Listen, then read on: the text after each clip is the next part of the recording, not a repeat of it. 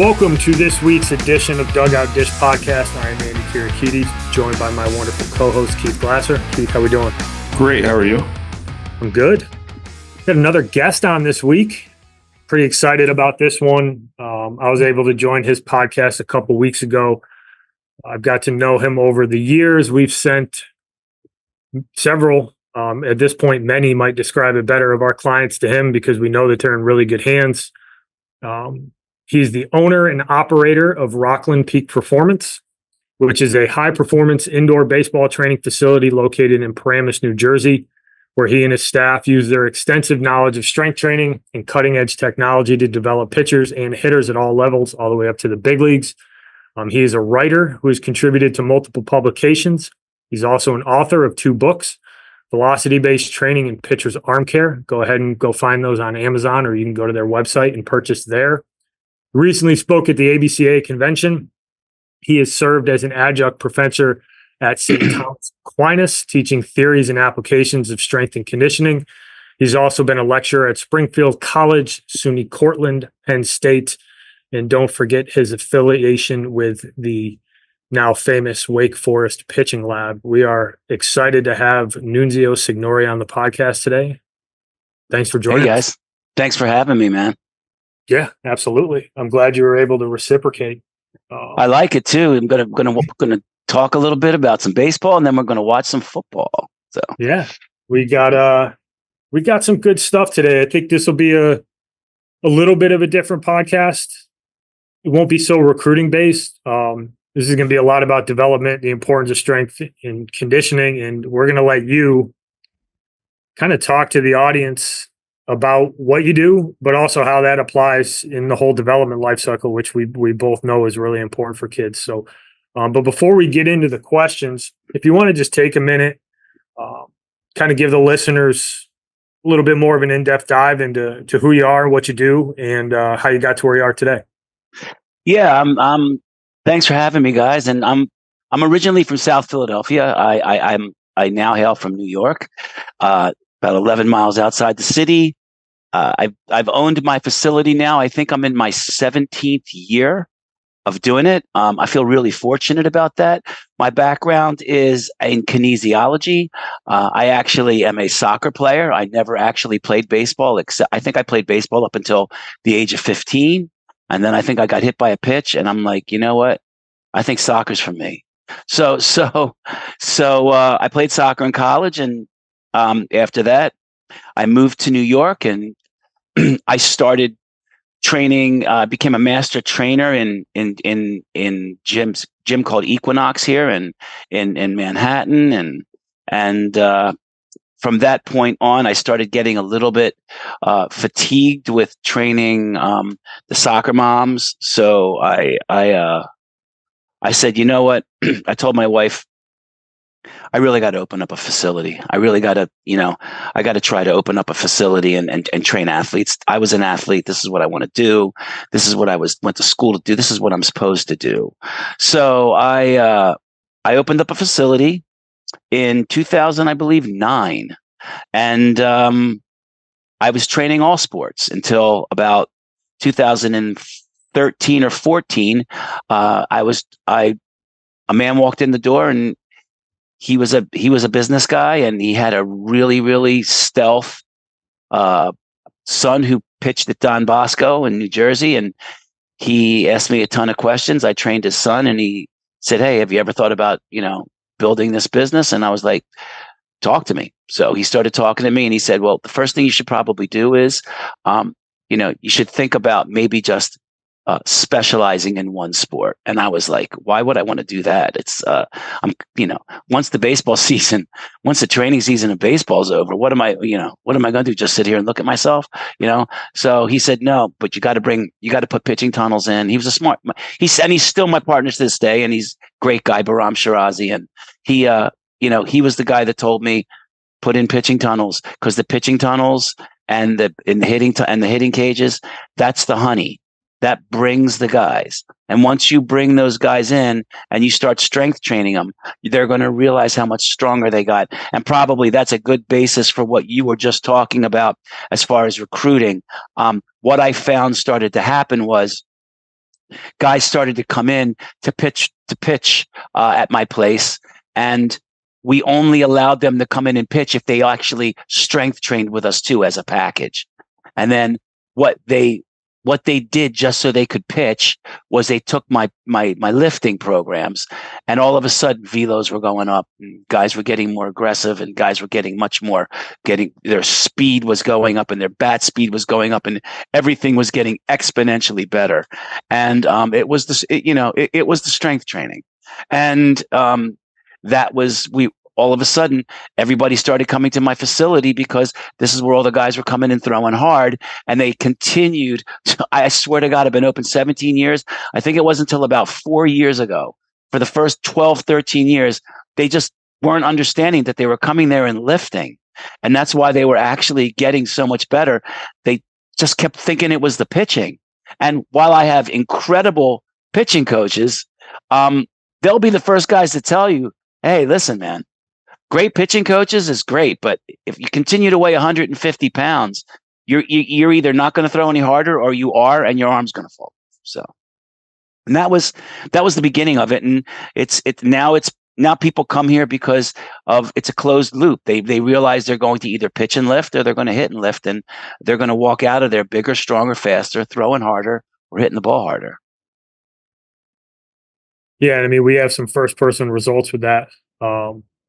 And it's led to just significant gains for those guys, physically, mentally, learning how to work. I mean, we've had some guys go in there and pop out the other end, just understanding the level of focus and detail that's required to kind of get out of it, what they need to get out of it. And those guys who have worked with you via our recommendation they've put themselves in a really good position from a recruiting perspective. But the guys who've moved on to college recently, they've been prepared for what is going to be expected of them. And I'm sure we can get into kind of some of the consulting that you've done, and that you have your foot in that world too. And the combination of that with your facility is gotten really good results for guys. And it's why when we have guys up in your area, it's a pretty quick decision to say, hey, if you're going to go somewhere, check this place out first. And as far as the consulting goes, I've consulted with several Major League Baseball teams, and they basically, they come down, and it's not much different when you go down there. You just have an amazing facility with great coaches, but making the pitching coaches and the strength coaches talk to each other, or the hitting coaches and the strength coaches talk to each other. That's the magic that these guys are all looking for. And it's highly based in strength training. Well, with that, I know you guys have a really thorough process, and I want you to take a minute and kind of walk through what that is for a client. So I guess kind of the question is, like, what's the first day look like for you guys when you get a new client into the facility? How does that go, and how do you get them prepared to ultimately take on your program? So day one, coming into my facility, let's take a picture, for example. We run them through about an hour and 45-minute assessment. And what we do is we cover upper and lower body mobility. We cover strength in 3 big lifts. We cover power in lower body, power in the upper body. We cover elasticity in the lower body and the upper body, and I'll explain the difference. And we cover how well they decelerate on their front leg. And then we take a body ratio of weight to body fat. And what happens is that gives us a bar graph. And on that bar graph, we're looking for everything that's under the 80th percentile. And that gives us the lowest hanging fruit of what we want to work on. But the way that assessment goes is we attack those one at a time. So a guy will come in, we'll weigh him in, we'll check body fat, and we'll weigh him in. And then we'll go onto the table and we'll check his movement strategies, and we'll run him through. We'll look at his shoulders static. We'll look at his shoulders dynamically. We'll look at his hips. We'll look at hip IR, ER. We'll look at shoulder external rotation, internal rotation. We'll look at T-spine mobility. We'll look at ankle mobility. We'll look at how well his glute activation is. We look infrasternal angle, everything movement based. So the first part of the assessment is on the table, and it's his first 2 bar graphs, upper and lower half mobility. Then we'll go over to the force plates, and we'll check upper and lower body power. We'll check the lower body power on the force plates, and we'll check his upper body power on a machine called a Proteus. The Proteus is a great machine. Highly recommend anybody getting it if they have it. It's really the best way to check upper body power in the frontal and transverse plane, in a rotational plane. You could check upper body power with a bench press or anything like that, but that's sagittal. It's not very specific to the sport. So we take them on the force plates. We'll have them do 3 jumps, and we'll check upper and lower body power. Then we'll go to the Proteus. And then from there, we'll go into the weight room. We'll use VBT, which is velocity-based training. We'll use a bar. We'll put it on the bar, and we'll check bar speeds. And the reason we use VBT is because we don't have to go all the way to a 1 rep max with a young kid or a new kid who's really not warmed up enough during his assessment to try and bang out 1 rep maxes. So what we do is we go to 50, 60, and 70% of what is perceived 1 rep maxes based off his weight that we have at the top. And we'll take him through 50% of that estimated 1 rep max, 60% and 70%. We stop there. And the VBT will give us his estimated 1 rep max without having to go heavy. So that's how we test the strength side of it. As far as the elasticity side of that, we check out the difference between a really fast squat jump and a really slow squat jump for lower body elasticity. And we check really quick rotational movements on the Proteus for his elasticity in his upper body. And from that point, we'll bring him in. And after the body part of the assessment is done, he'll come into the tunnel. He'll get hot. We'll take his time. When he's ready to give us 5 off the mound, we'll have him throw 5 fastballs off the mound, and we will do a video analysis of his pitching mechanics from 3 angles that we shoot off the mound.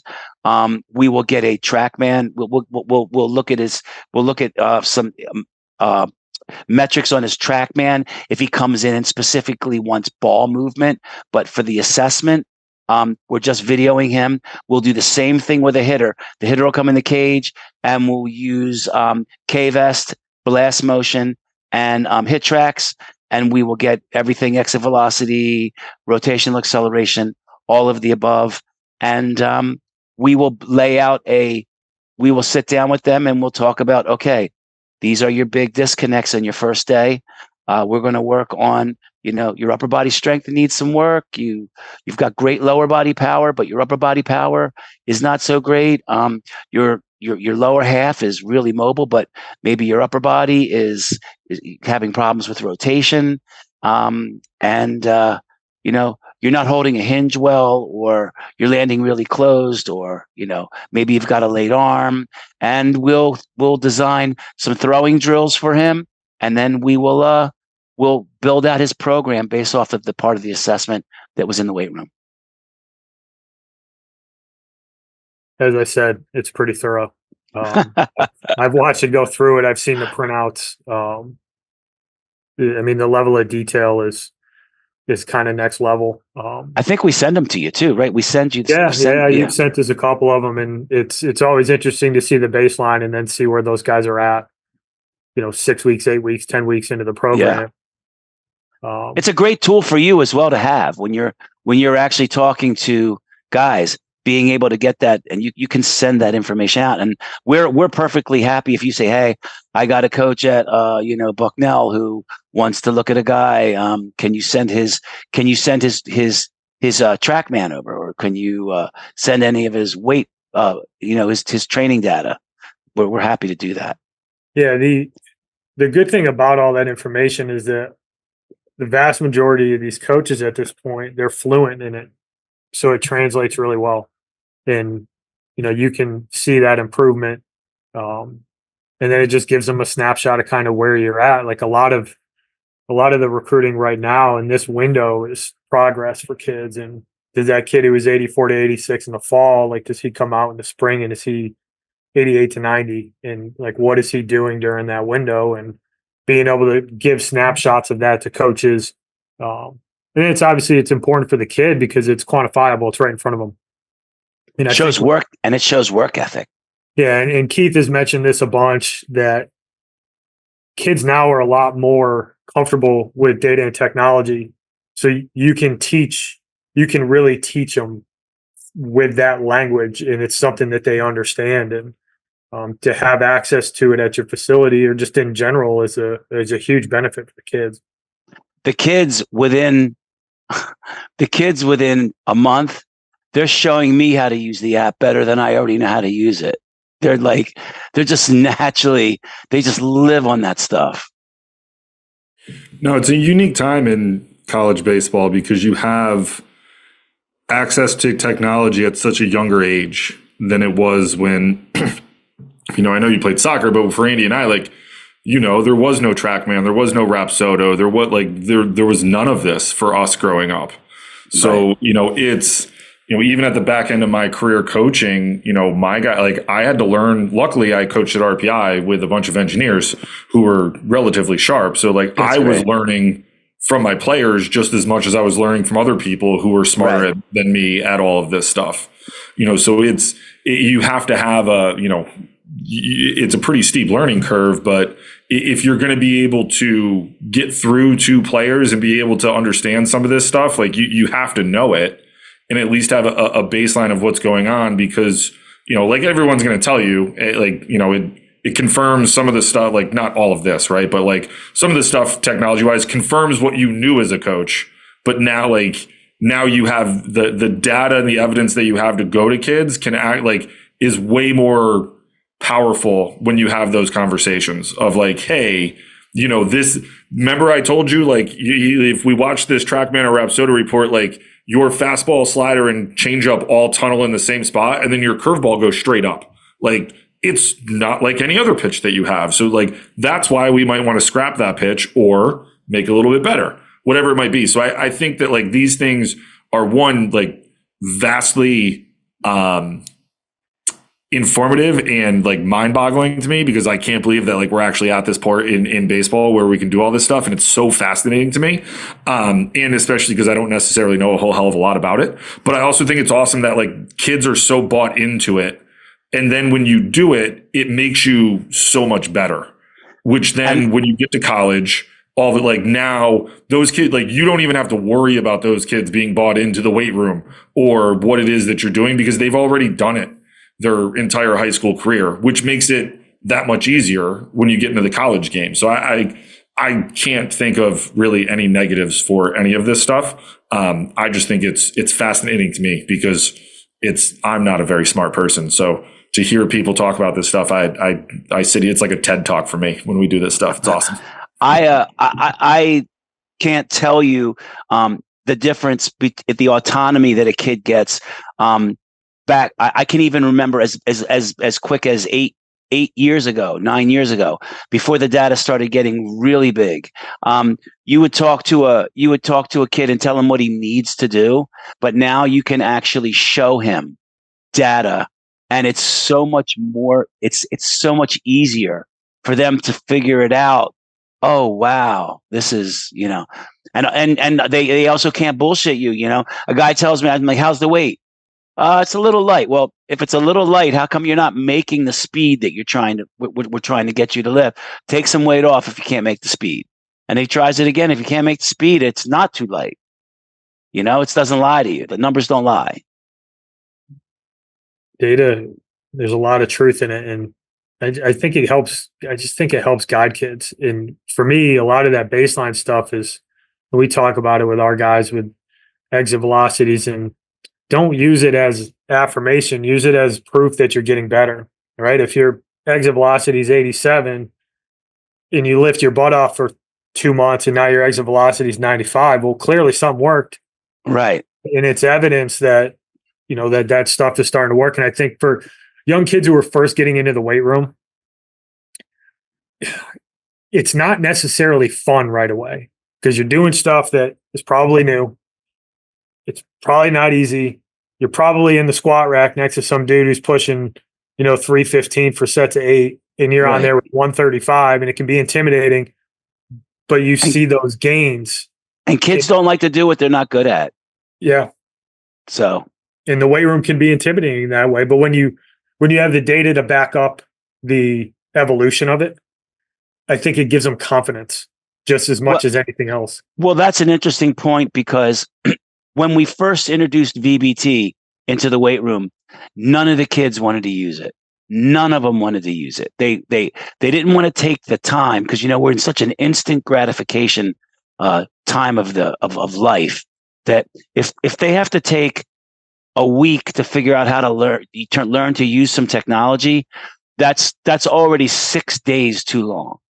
So now guys walk in, and if all the VBT units are used up, they'll actually go and eat something and come back and wait till they won't. Now they don't even want to lift without it. So it's really it's a turnaround. Absolutely. So you went through pretty good detail, kind of what you guys do and how it all starts. You obviously interact with a lot of high school athletes, and you got pro athletes coming in there, college athletes coming in there. What are some of the biggest, I don't know if I want to call it a flaw, because I don't think it's a flaw. I think, what are some of the biggest areas of improvement that you see, like a commonality with kids who come in that is kind of that lowest hanging fruit that consistently shows up with new kids who come into the facility? That's interesting because when you sent me these questions, I wrote as one of my responses, I wouldn't necessarily call it a flaw. That's so interesting that you just said that. Room for improvement, I wrote down. Yeah. The number one, you're talking about high school kids, correct? Yes. The number one thing that 75%, 80% of all high school kids come in is they're underweight. That's the number one, absolutely number one thing. They're underweight. And as a result, they're also they have a very low training age, obviously, because they're young. And there's their ability, their accountability, and their consistency. They're the three things. They come in light, and then, like you said, they're not very strong, so they don't want to be next to a guy that's pushing 375 in the rack. So a lot of times that tells us what kind of spirit a guy's got, because some kids will fold under that on week one, and you'll start to see them come in spotty, and they sign up for a 5-day-a-week program or a 3-day-a-week program, and they come in on their pitching day, and then you don't see them again for 3 or 4 days until they have to come and pitch again. And that becomes their weight training days, and they're the only 2 days they come in. And we already know that those guys, I'm going to get a call from their parents, and their parents are going to be calling us, telling us, yo, Joey's velo hasn't really gone up much. And I'll tell him, Joey hasn't really showed up much. So it's like, we really can't, he probably has put on 0 weight. We weigh our guys in. I know that a lot, I've had moms call up saying, hey man, I don't know about the weighing in thing. You might be stressing the kids out. And I'm like, listen, man, we're not telling them if you don't gain weight, you can't come here.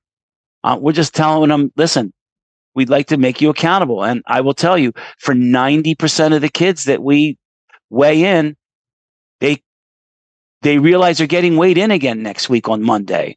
So they eat, and we hook them up with a nutritionist if we want. We could talk about that. And we want to see weight gain, because nothing, at some point I got to tell, oh, he's a really light eater. He doesn't eat anything. We have to try to figure out a way around it. And then I finally just have to say, listen, a majority of my guys play Division One, go to play Division One and Division Two baseball in this facility, and they get half their colleges paid for. And none of them are 150 pounds. I just can tell you that. None of them go in there at 150 pounds. So you figure it out. I don't know what else to tell you after that. But as soon as guys start picking up weight, their arm doesn't hurt a lot. And I'm not saying that weight is the end all be all. But if you're asking me, the biggest areas of improvement that I see guys, number one is to put on good, healthy weight and lift. And that takes away arm pain. I've seen it take away arm pain, back pain. I've seen exit velocities go up. I've seen guys get into better positions on the mound. I've seen exit velocities. Throwing velocities go up. Speed in their 30 goes up. They just blossom as soon. And as soon as a kid starts to gain weight and see that it works, now you've got him. Now he's bought in, and once they buy in, they're in there. I would imagine too, and I would say I'm not a kinesiologist, but I would imagine like injury prevention goes way up too. Like number one, your ability to be able to withstand. And I think it's one, like Andy and I talk about this all the time. I actually had a seminar I did last night. Then there was a mom there who her son is a freshman in high school.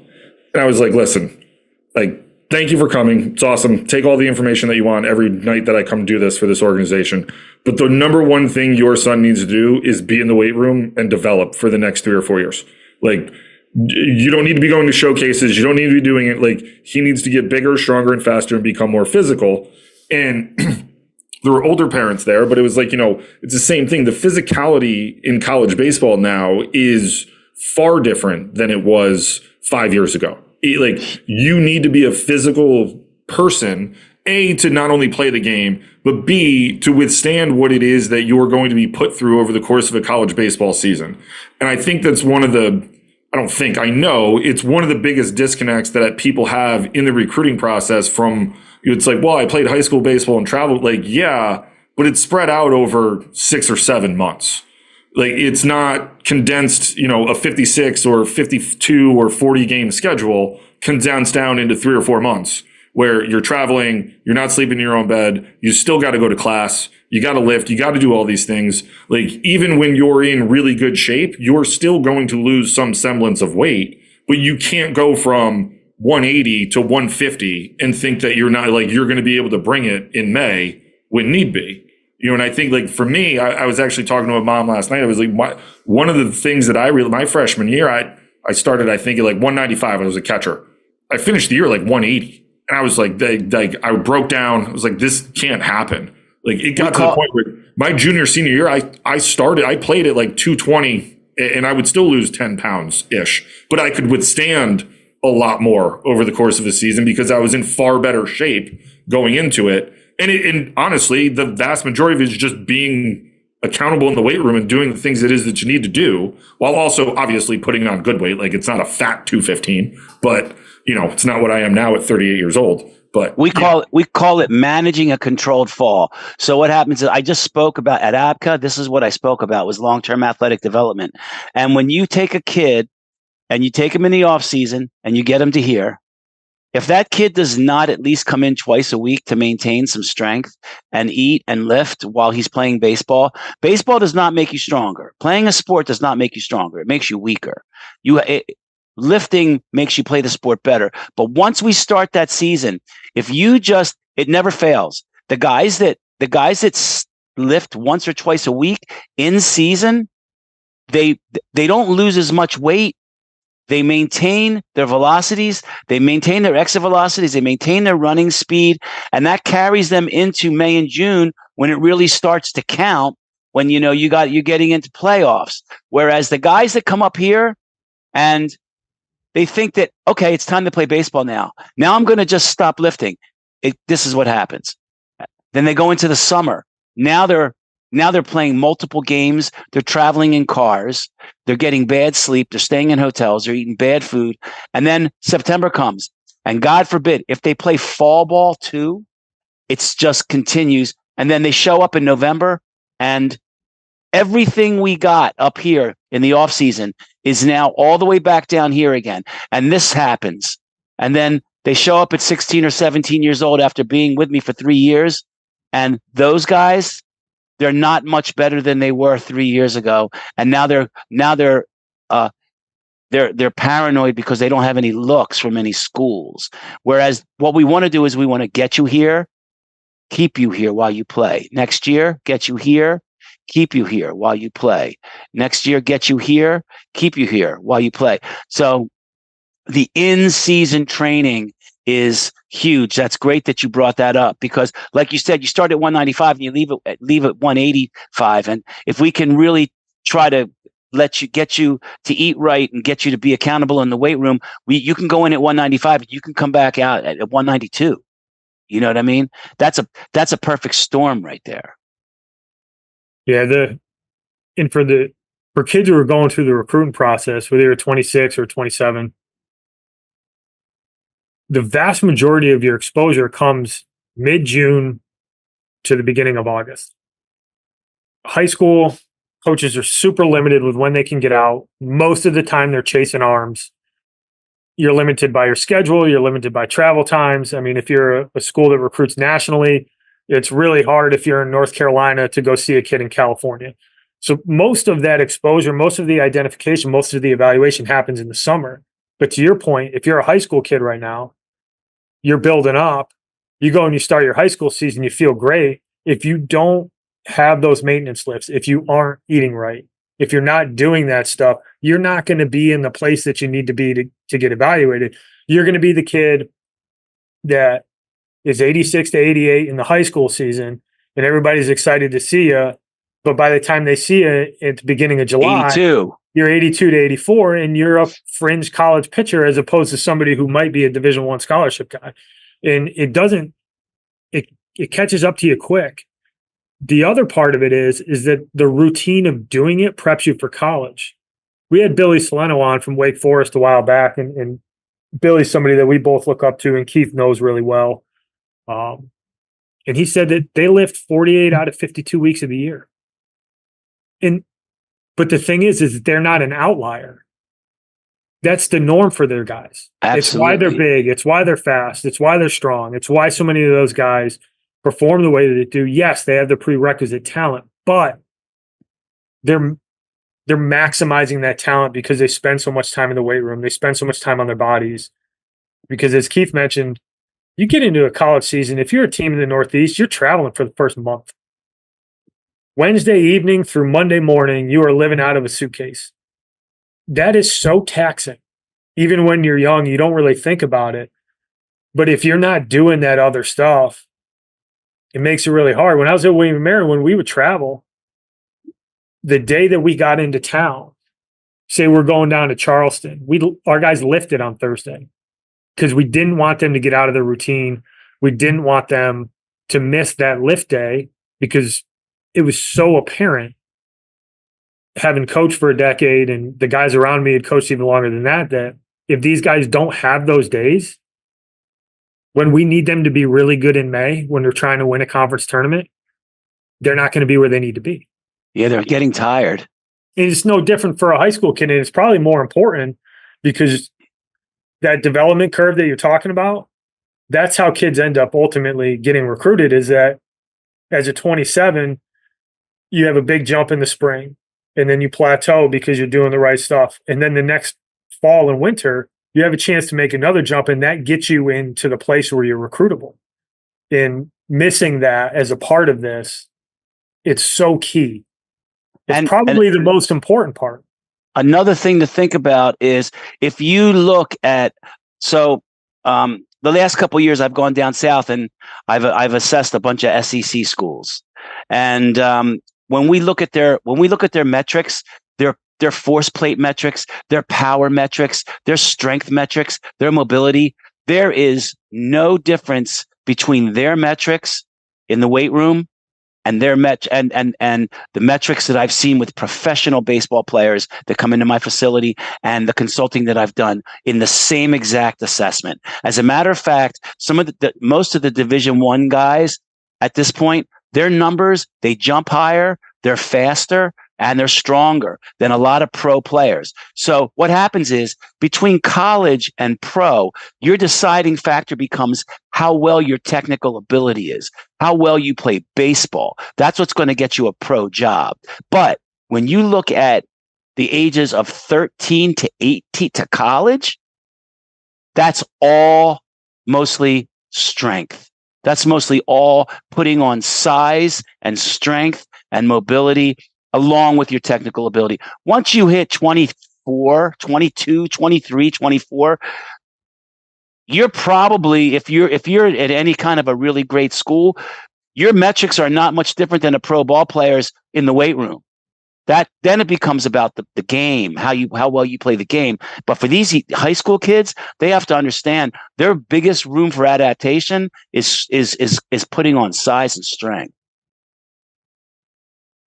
Yeah, I mean, that's a really great way to put it. And it is, me and Keith talk about it all the time, and I'm glad you reiterated it because it is such an important point. But the physicality piece, it's the first thing coaches notice when they walk up to the field.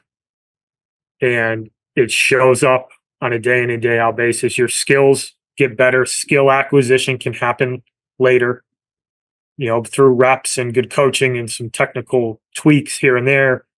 But it's funny how a lot of the skills will get better just because you get stronger. Absolutely. And strong looks confident and weak looks lazy. When you're standing, when a guy's coming to look at you and he sees a guy that looks like he's weak and that looks lazy. This looks like a guy that's ready to get after it. There's already a preconceived notion that I either like this guy or maybe he's not the right fit for us before he even picks up a baseball. Yep. 100%. And it's a huge differentiating factor when two guys, if you're recruiting two guys at the same position and skill set aside is more or less the same. You generally are going to err with the guy who looks more physical and looks better in a uniform because it's well, if that's what he's doing now, imagine what I could do when he gets on campus for another 2-3 years. And I think this is one of my pet peeves when it comes to the recruiting process is I do think it makes it easier, right? When you can go and you can go you watch kids and you can see the physicality, it makes it easier from a decision-making process. But I also think sometimes you want to keep in mind for the coaches who listen to this, that kid that you're recruiting, if you're going and recruiting a 26, let's just call it a 26 this year, right? For the sake of argument, he's not playing for you for another 2 years. He has a full year of high school baseball to get even better. If he's, in a program like you have, and then a full fall with you. So, I mean, I guess we'll call it 18 months, but the argument still holds the same. Think about how much better that kid can get if he already has put in the weight, he's already put in the time. Think about how much better he can get from that standpoint. So even if the skill acquisition is a step below, if that kid's more physical than another kid, I generally would err on the side of well, that kid's put in the time. It's just a matter of time for that to really kick in. And in another 18 months, he can go through another year doing what he's doing at RPP, and then I get my hands on him for 6 months to almost a year. That kid's going to be really good. And I think sometimes it's something that gets, I don't want to say overlooked. I feel like it's something that we've always kind of thought about, but now there's a lot more proof in the data and the people that are doing it that are really good at it, where it's oh, okay, yeah, no, that I'm going to take that guy because I know that he's put in the time and the effort. And on the same hand, we can call you when I was coaching and be hey, does this kid actually show up and work? You're not going to lie. That's what I was going to, that's what I was You know what I mean? say. Yeah, no, he's in here 3-5 days a week, man. This kid puts in the time, energy, and effort. He's a dude. Or he only comes in when he throws. Okay. That's what I was going to say. That extra time that the new rules have given these kids, they gave them an extra year to before a coach can talk to them. They gave them that extra year, and they need that extra year because I got news for you. Now you're competing for a spot against other college guys in the portal. It's now you actually have to. Now you can't show up not ready. 100%. I want to get your thoughts on, you said something to me when I came up a couple of years ago that stuck with me. And I may be slightly misquoting this, so I'll try to paraphrase. But basically you said kind of one of your core philosophies maybe not, maybe I won't go that dramatic, but one of the things she said to me was, we want to get the highest power engine into the most efficient frame. That doesn't just come with the weight room. Nutrition and recovery. And we had an awesome guest a couple weeks ago. Dr. Dan Taylor came in, and he's a biomechanist by trade, and just had some amazing things to say about nutrition and recovery and the importance of it. And I want to get your thoughts and give you a couple minutes to kind of talk about how important that is. In that, my thought is, if you don't do that, you're not going to maximize what you're doing in the facility. So that's a great topic, and that is a big player of what we do with force plates. So try to bear with me on this. When a kid comes in and he gets weighed in, okay, let's say he's 200 pounds. Let's say he's 150 pounds, and he's got 18% body fat. We look for our guys to get somewhere between 10 and 15% body fat to be ideal. And we like them to be between 2.3 to 2.5 times their height in inches in weight. So if we have a 100 and let's say 75-pound kid who's at 20% body fat, and then we have a 175-pound kid who's at 10% body fat. If you look at those two bodies, you would never in a million years believe that they're the same weight. The guy with 20% body fat is going to look like he's 215 pounds. And the kid that's 175 pounds and 10% body fat looks like he's 165, because muscle weighs more than fat. But muscle is the engine. Okay. So when I say you try to put a bigger engine in a more efficient frame, what I mean by that is your frame is your frame, your skeletal frame. There is not much that us or anybody else can do about your bones and your frame. That is the car that we are dealing with. The frame of the car does not get changed. The engine that you put in the car does. So if we have a kid who's 150 pounds and he jumps and his power output is 3,000 watts, and then he puts on 5 pounds, 6 pounds, now he's 156 pounds, and he jumps and is 3,900 watts. And now he's putting on muscle. And now we have him put on another 10 pounds, and he's 170 pounds, and he's up to 4,000 watts. And now he puts on 5 pounds, and he's 175 pounds. And now he goes back down to 3,800 watts. Okay, we have reached what we call diminishing returns. Okay, so we can figure out if a kid is within that 10 to 15% body fat, as long as his power output is going up, we will continue to have him gain weight. And then once that weight plateaus, that's your ideal body weight. And that's because you've now, if you lose that body fat, you are losing that luggage that's on your body that's weighing you down. So what you're doing is, as you're gaining weight and losing body fat, you're putting a bigger engine, the weight, the muscle, in the same frame. If you lose 5 pounds of body fat and gain 7 pounds of muscle, you've only gained 2 pounds, right? But you've gotten rid of so much baggage and added so much muscle that it's like a funny car. I always say it's like a funny car. It's got this big engine in this light frame, and it moves off the jump really quick. Funny cars are like drag. They just move off the jump really fast because they have so much torque, because they have such a big engine in a lighter frame. And that's what we're trying to achieve with baseball, because it's a matter of milliseconds to make a move. How important is nutrition and recovery in finding that optimum weight? So a lot of times I'll tell a guy, listen, if he needs to gain a lot of weight, I tell his parents, you should just park his bed in the kitchen, but we are not the type of guys that think that just gaining weight is enough. The nutrition side of it is huge. We give our guys a kind of a nutrition for dummies formula to figure out how much protein, fat, and carbohydrates they need based off of how much weight we tell them they need to be. If a kid needs to gain 8 pounds, we have a formula that we give him. We give him a list of what to eat, what not to eat. You're a kid. You want to eat pizza? Eat pizza. You want to eat ice cream? Eat ice cream. But you need to get the majority of your calories from clean food, lean meats, fish, eggs, low glycemic index carbs, brown rice, vegetables. Just eat a lot of it. Calorically dense foods like peanut butter.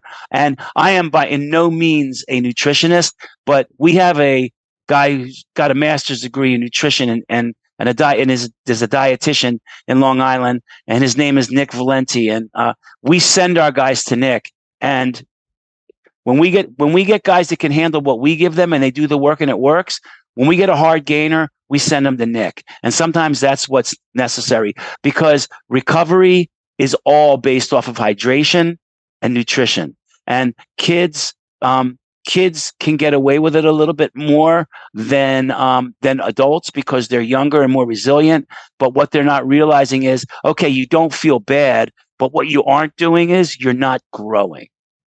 That's just because you don't feel bad, that doesn't mean that you don't need to drink water and eat, because but what's happening is you're not getting any faster. You're not getting any stronger. The weights aren't going up. Yeah. And this kind of goes back to this whole recruiting thing, playing college sports, whether it's baseball, soccer, football, wrestling, like whatever sport you intend to play. For the purpose of this podcast, it's baseball. It's super competitive, like wildly competitive, more competitive than it's ever been for a variety of reasons that we've talked about multiple times in the podcast, and we'll probably continue to talk about. But these are this is the areas of discipline that are needed in order to give yourself an advantage. It's not just the strength and conditioning. It's the nutrition. It's not just strength and nutrition. Are you sleeping enough? It's a combination of all of this. And for the players and parents who are listening out there, if you want to do this and you want to put yourself in a position to be recruitable, it's getting to the point where unless you're some freakazoid athlete, these are kind of non-negotiables. And not only is it non-negotiable now, but as you go up, and Keith says this all the time, the higher you go up, it doesn't get any easier. So if you have some of these systems in place as a 16 or 17-year-old, and you understand what's the good stuff that you should put into your body, you've committed yourself to the weight room, not just because you have to, but because you've learned to enjoy it. That routine, the commitment to it, it's the bare minimum when you get to college. So you're basically setting yourself up for success in the next step. And then you got to find something that's going to separate you when you get there. But a lot of this stuff, it all fits together. And as a player, as a parent, hopefully this is one of the podcasts we have where it really kind of shakes you and go, you know what, this is something that we need to take the time to focus on, because it could be the difference. That physicality could be the absolute difference in whether you get recruited or not, or whether you're a scholarship guy. It's so important. When you get to college and you have skills in the weight room as a freshman, a lot of times you get acceptance from the older guys. And because you haven't played yet, this is your in, like you just said. This is a great in to pseudo be in the club. My guys, a lot of times coaches will call and say, dude, your guy showed up freshman year, stellar in the weight room. Whereas a lot of guys will show up freshmen. Okay, they got to earn their keep on the field, and they also got to earn their keep in the weight room. They got to earn their keep everywhere. You know what I mean? Whereas maybe you're always going to have to earn your keep on the field. You got to prove that. But you walk in and you're incredible in the weight room. They got to tip your hat. They got to tip their hat for that. So it gives you a good start.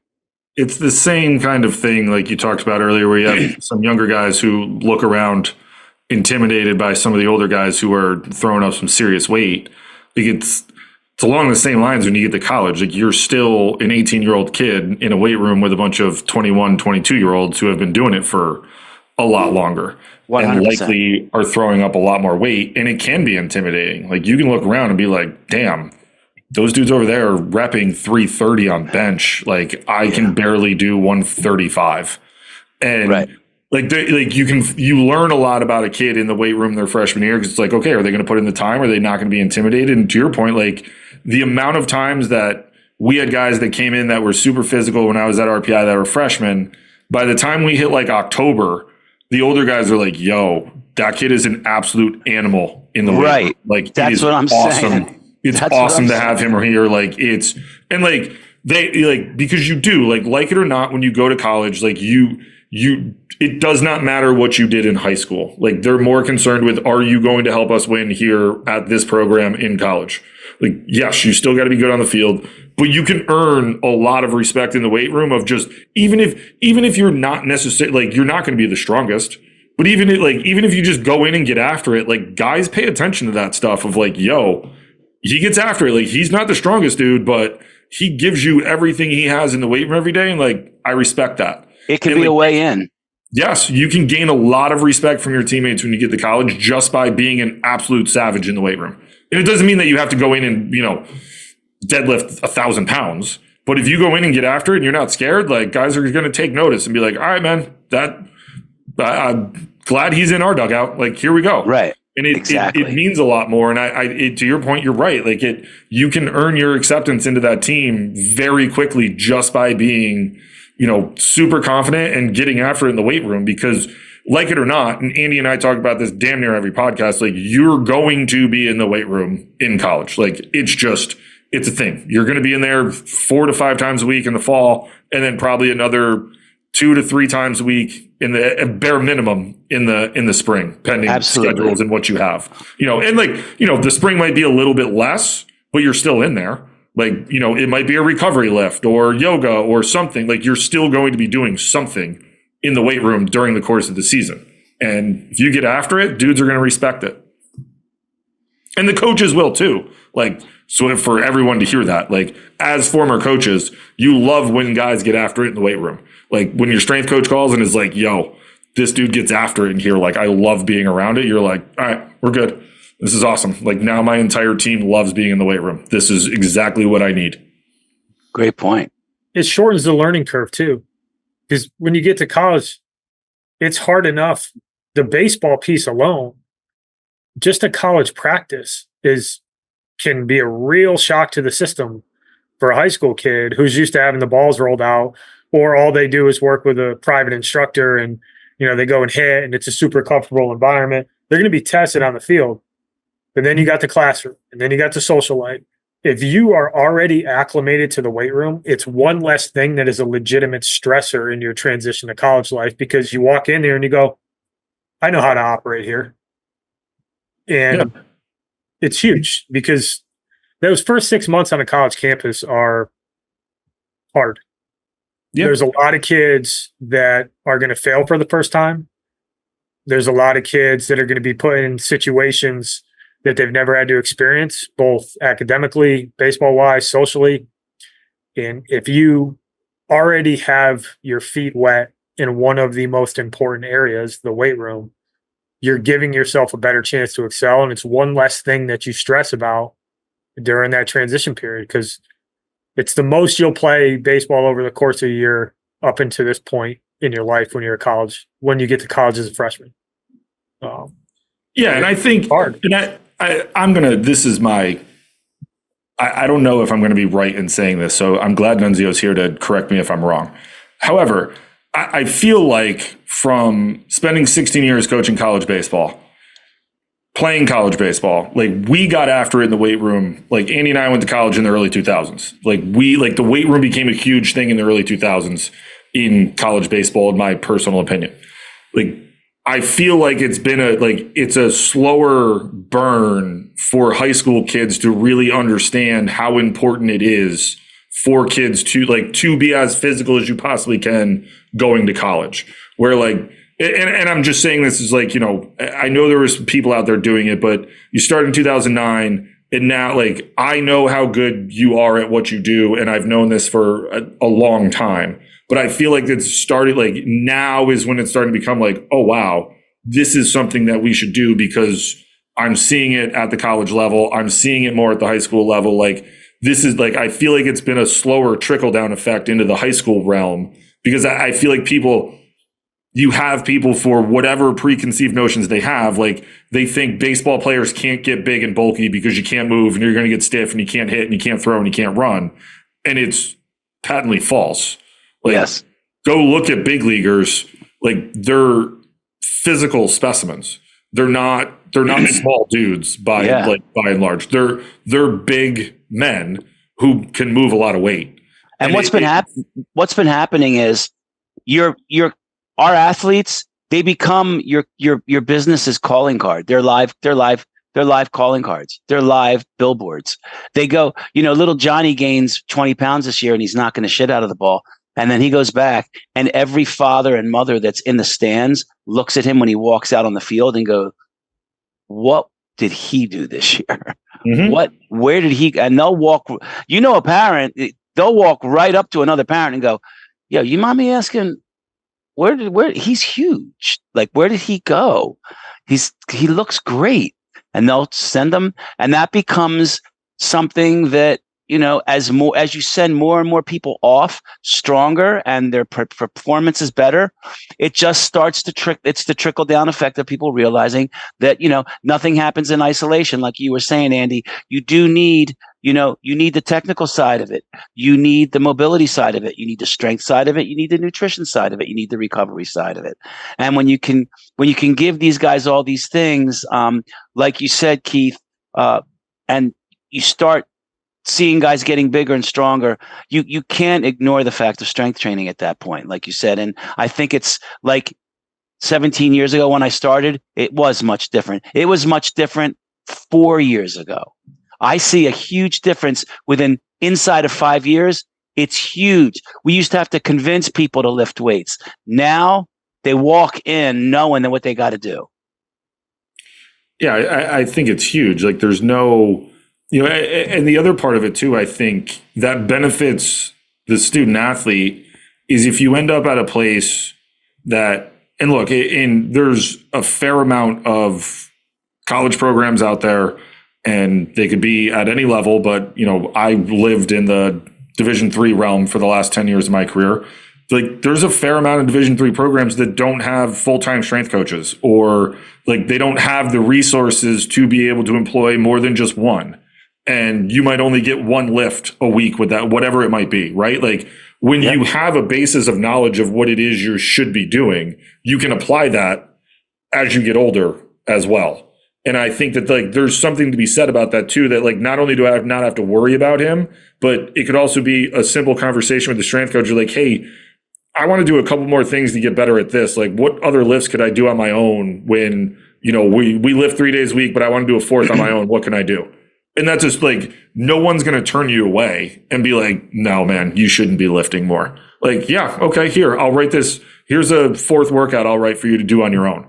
And like, that not only shows your proactiveness to want to actually get better, but it, like, generally speaking, those guys end up being pretty good. And then they start dragging along guys with them. And then all of a sudden you have, 8, 9, 10, 11 guys that are in there doing a fourth lift. And then there's 15 guys. And all of a sudden it's like, well, damn, man, we're getting pretty physical. And, not that we don't need what we have, but like, that's also something that maybe I don't have to worry about a whole hell of a lot with some of these older guys, because they come in with a higher knowledge level of what they did 4 years ago or 5 years ago or 20 years ago when we went to college.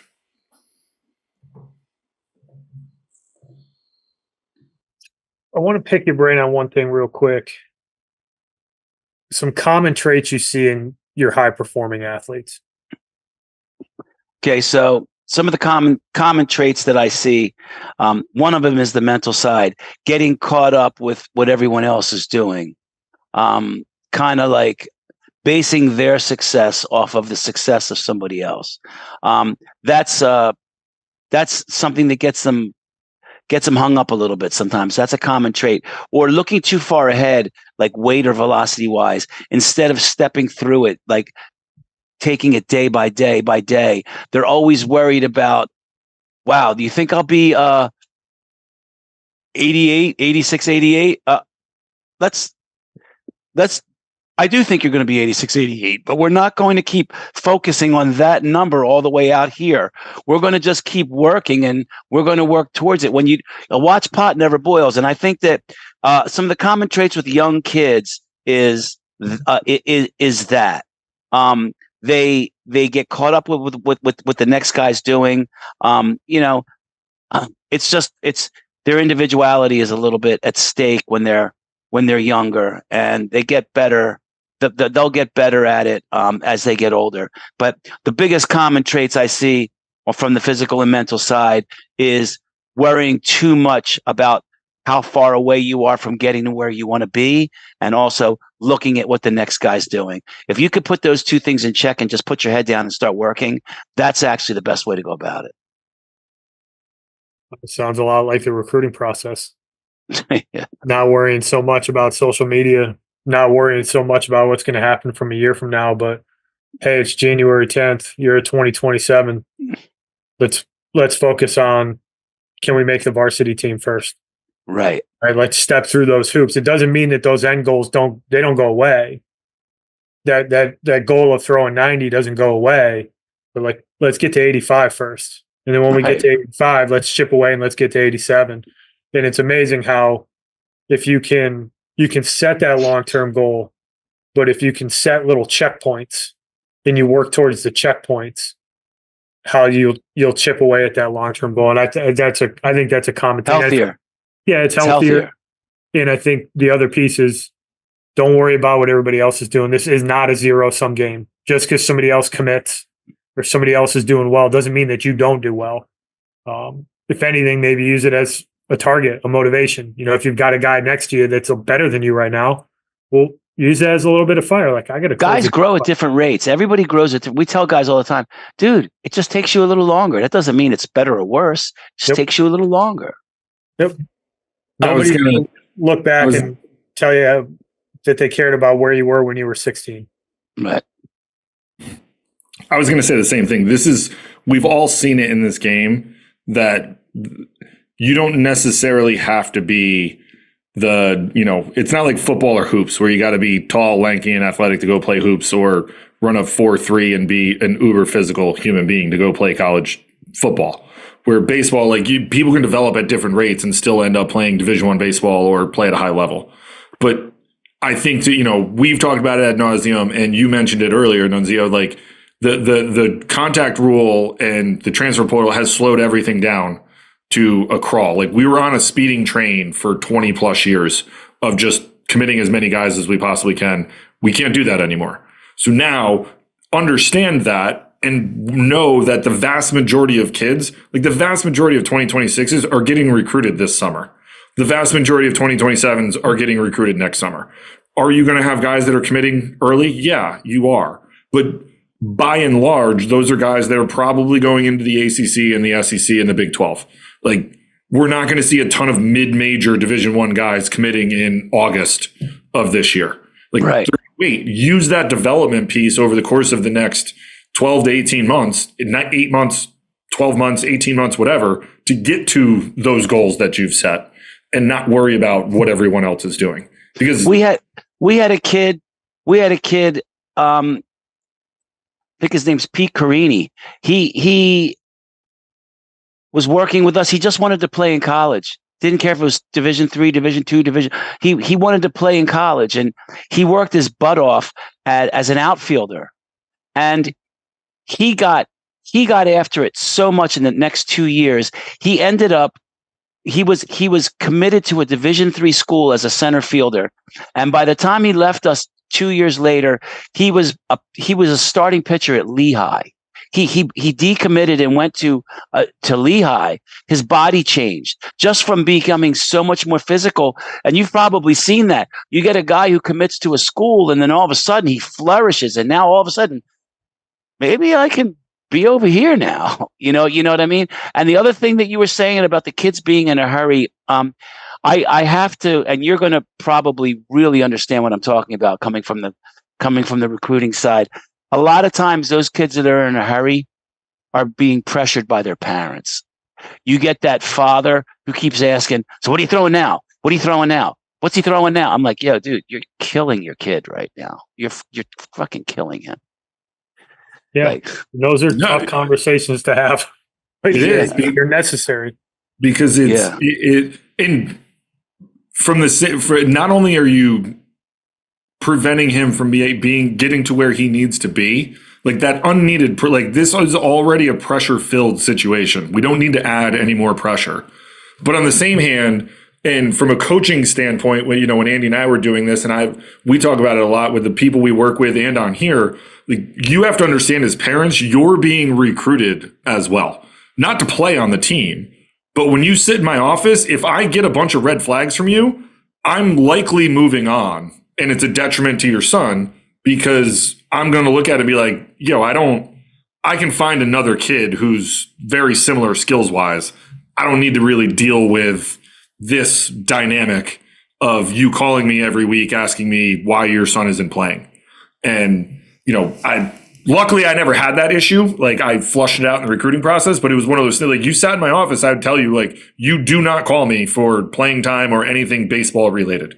You want to talk about grades or the health and well-being and all that stuff, I'm more than happy to pick up the phone, but we will not be having those conversations in this program about why you're because they're going to know. And you know it just as well as I do. When you get into college, those kids know why they're not getting the burn it is that they want. And sometimes it's skills wise, sometimes it's performance, sometimes it's you're not physical enough. Like there's a myriad of issues. But you couldn't be more right. So to close this thing out, Nunzio, mm-hmm. not everybody has access to the technology, or maybe someone with yours and your staff knowledge.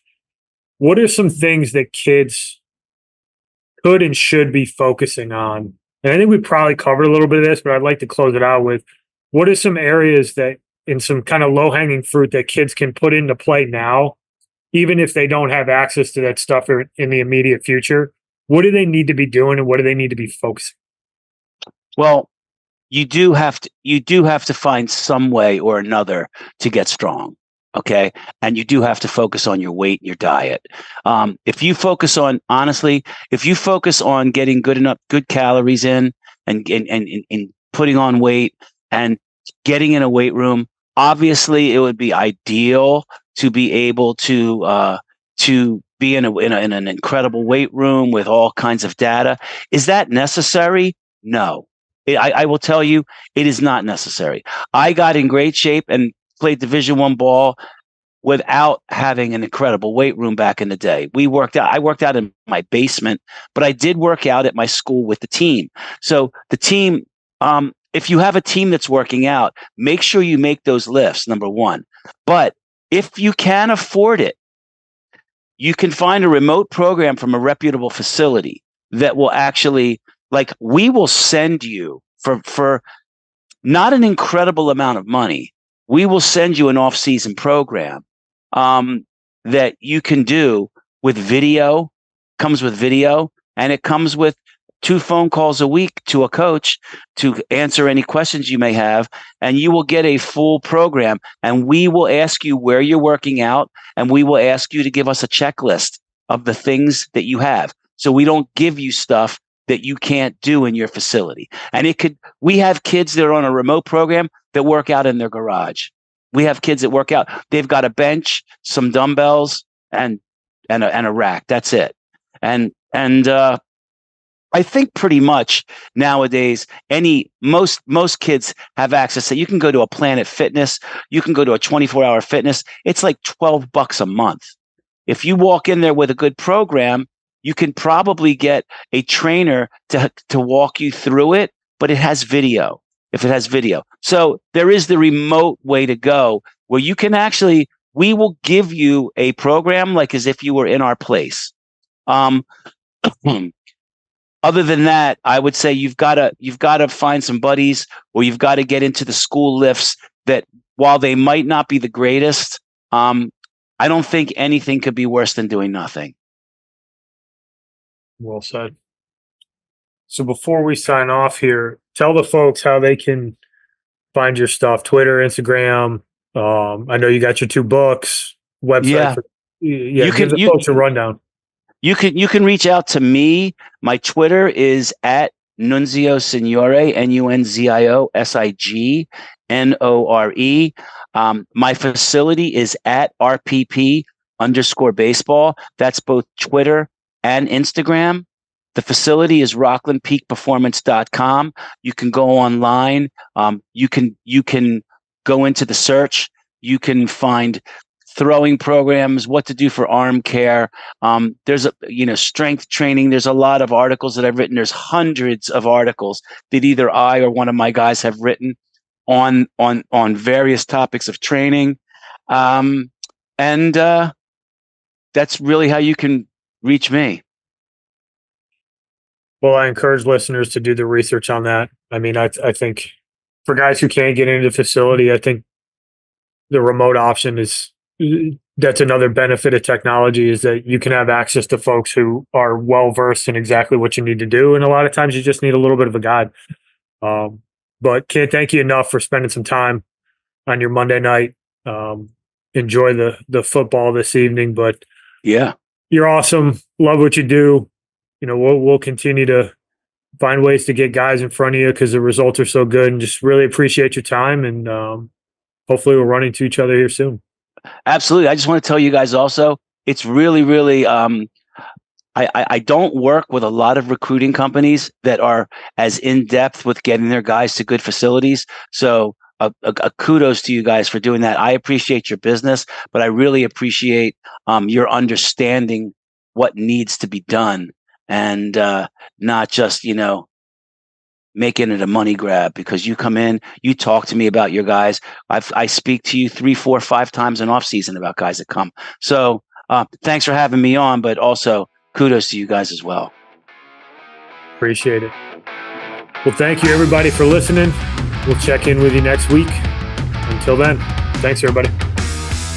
Thank you for listening this week. If you're watching on YouTube, go ahead and hit that subscribe button and smash that like button for us. Check us out on Apple Podcasts, Google Podcasts, as well as Spotify.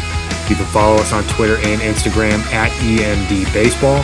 If you want to find out what me and Keith do to help families and players navigate the recruiting process, go ahead and check us out on emdbaseball.com. Take a few minutes to check out our new online academy. I promise you'll get some good information out of that. Thanks again for listening. Check in with you next week.